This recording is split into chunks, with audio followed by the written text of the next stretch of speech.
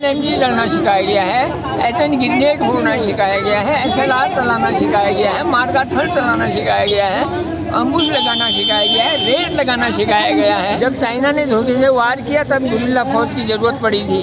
मेरा नाम बहादुर सिंह मेहता है। नैनीताल का एक ग्रामीण काश्तकार हूँ। मैंने सन 75 में राइफल ट्रेनिंग की थी। गुरिल्ला, ये नाम सुनकर आपके मन में तरह तरह के प्रश्न खड़े हो रहे हैं। स्वाभाविक है ना? तो चलिए मैं आपको इस वीडियो में बताता हूँ कि आखिर ये गुरिल्ला है क्या और ये लोग कौन हैं जो सड़कों पर उतरे हैं। दरअसल गुरिल्ला एक युद्ध पद्धति है और जो भी इस युद्ध पद्धति को जान लेता है उसे गुरिल्ला कहा जाता है। नमस्कार दोस्तों, आज हम आपको बताने जा रहे हैं उत्तराखंड के गुरिल्ला का मामला आखिर कैसे हाई कोर्ट तक पहुंचा और हाई कोर्ट ने इनके पक्ष में अपना फैसला सुनाया है। उससे पहले चलिए सुनते हैं गुरिल्लों की कहानी, दर्द, गुरिल्लों की जुबानी। मेरा नाम बहादुर सिंह मेहता है। मैं ग्राम सभा सीपी का डिस्ट्रिक्ट नैनीताल का एक ग्रामीण काश्तकार हूँ। मैंने सन 75 में राइफल ट्रेनिंग की थी। सन 75 में सर तब गुरिल्ला ट्रेनिंग थी। ये गुरिल्ला ट्रेनिंग वैसे ही नहीं, मैंने कहा सन 62 में जब चाइना ने धोखे से वार किया तब गुरिल्ला फौज की ज़रूरत पड़ी थी और गुरिल्लाओं ने अपना सम्मान भी बढ़ाया, दिया भी, जोश भी किया और रक्षा भी की। मगर धीरे धीरे हमारी राजनीति आगे को बढ़ते गई और गुरिल्लाओं को पीछे छोड़ते गए। मैंने तुम्हें हिरोशिमा नागासाकी में बम का हुआ तो बम जो था गुरिल्लाओं के डर से ही डाला गया। जब गुरिल्लाओं के सामने अमेरिका की फौज ने घुटने टेक दिए तब जाकर के उनने परमाणु बम डाला था। वो शक्तिशाली देश था मगर वो फिर की लड़ाई नहीं जीत पाया था गुरिल्लाओं के साथ। तब उसने आवेश में आकर के परमाणु बम डाला था। मगर आज हमारे देश के बुद्धिजीवियों ने, नेताओं ने हमें दूध की मक्खी की तरह फेंक दिया है। मणिपुर की स्थिति हम देख रहे हैं, इतिहास को हम भी देखते हैं। हमें इतिहास मीडिया ही बताता है और कोई नहीं बताता है कि मीडिया में जो भी आने वाले लोग हैं वो बताते हैं।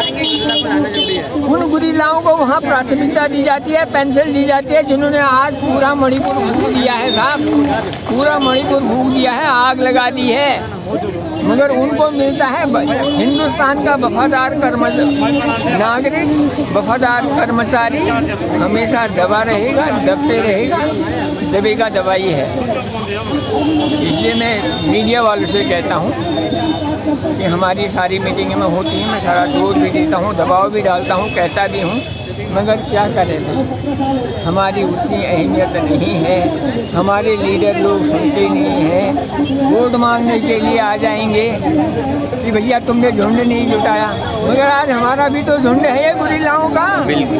तो आज मंत्री ने सिपाही भेज रखे, भैया भैया डंडा लेकर के जाओ, जैसे करेंगे तो दो रख देना।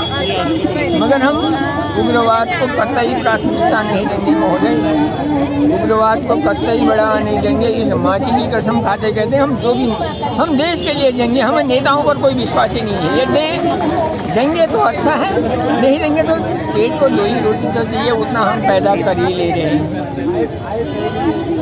मगर इन नेताओं ने ये भी तो सोचना चाहिए इस हिंदुस्तान के लिए वफादार नागरिक कौन है और गद्दार कौन है। तो आज सचिवालय कूच कर रहे हैं।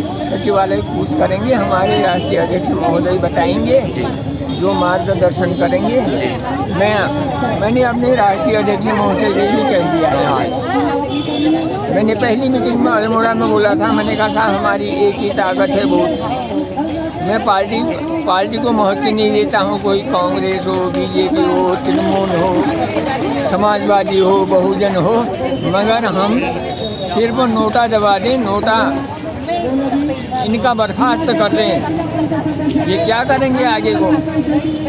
जो अपनी ताकत है हमें सिर्फ वोट के जरिए दिखा सकते हैं, ज़्यादा नहीं दिखा सकते हैं। अगर हम वोट के जरिए ताकत दिखाएंगे इनको महसूस हो जाएगा।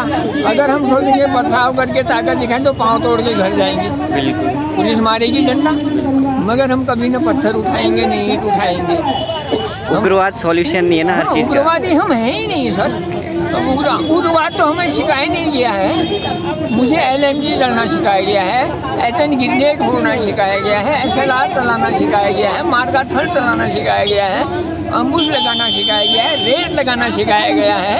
मुझे तो भारत के फौजियों ने जो नीति सिखाई वो नीति एक ही थी कि चोरी करके छुप करके जिस प्रकार बिल्ली चूहे को दबोचती है ऐसे तुमने दुश्मन को दबोचना है। हमें वो नीति सिखाई गई है, मगर हम वो नीति इसके लिए अग्रसर अपने भाइयों के लिए इस नीति को हम कभी अग्रसर आगे को नहीं बढ़ाएंगे। सौम्यता शालीनता हमारा धर्म है, शालीनता वसुधैव कुटुंबकम।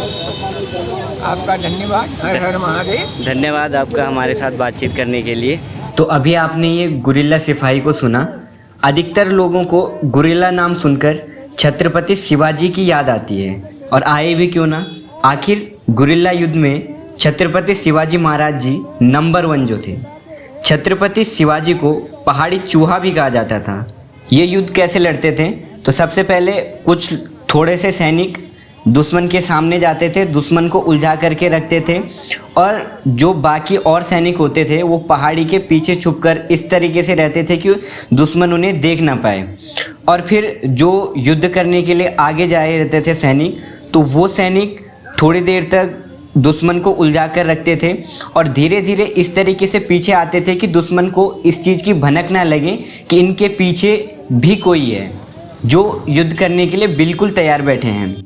तो ये सैनिक धीरे धीरे पीछे आते थे, और जैसे ही दुश्मन इनके एरिया में आ जाते थे तो वैसे ही ये गुरिल्ला जो सैनिक होते थे ये तुरंत दुश्मन पर अटैक कर देती थी, और गुरिल्ला सैनिक का अटैक कभी भी खाली नहीं जाता था। जैसे ही इनको दुश्मन सामने पे मिला तुरंत ये उन्हें गोली से उड़ा देते थे। इसके अलावा आपको बता दें 1962 के भारत और चाइना के वॉर में उस समय की जो परिस्थितियां थे उससे निपटने के लिए भारत की सेंट्रल कैबिनेट के अधीन एक SSB का गठन किया गया। इसमें उत्तराखंड, अरुणाचल, हिमाचल और जम्मू कश्मीर के साथ साथ पूर्वोत्तर राज्यों में इन सैनिकों की तैनाती की गई। ये SSB सीमावर्ती गांवों को हथियार चलाने का प्रशिक्षण देती थी। यहीं से चुने गए इन सभी नौजवान युवक और युवतियों को 45 दिन तक गोरिल्ला युद्ध का प्रशिक्षण दिया जाता था। इन्हें ये प्रशिक्षण उत्तराखंड के पौड़ी और ग्वालदम में दिया जाता था। इसके बाद इन्हें एक फिक्स वेतन पर भारतीय सेना में तैनाती दी जाती थी, लेकिन 2001 में सेंट्रल गवर्नमेंट ने गोरिल्ला सिपाहियों की भूमिका पूरी तरीके से समाप्त कर दी। तभी से ये सैनिक अपनी तैनाती के लिए संघर्ष कर रहे हैं। इस मामले को लेकर पिथौरागढ़ के मोहन सिंह और टिहरी के अनुसुईया देवी ने हाईकोर्ट में याचिका दायर कर कहा है कि उन्हें केंद्रीय बलों पर प्रशिक्षण प्राप्त है और उन्होंने भारतीय सेना के साथ काम किया है, पर अब उनसे उनकी नौकरी छीन ली गई है। याचिका दायर करने वालों का कहना है कि मणिपुर के गोरिल्लाओं ने इस संबंध में मणिपुर हाईकोर्ट में याचिका दायर की थी, और मणिपुर हाईकोर्ट ने गोरिल्लाओं को सरकारी नौकरी और सेवानिवृत्ति का लाभ देने का आदेश दिया था। साथ ही सुप्रीम कोर्ट ने भी इस फैसले को सही ठहराया था।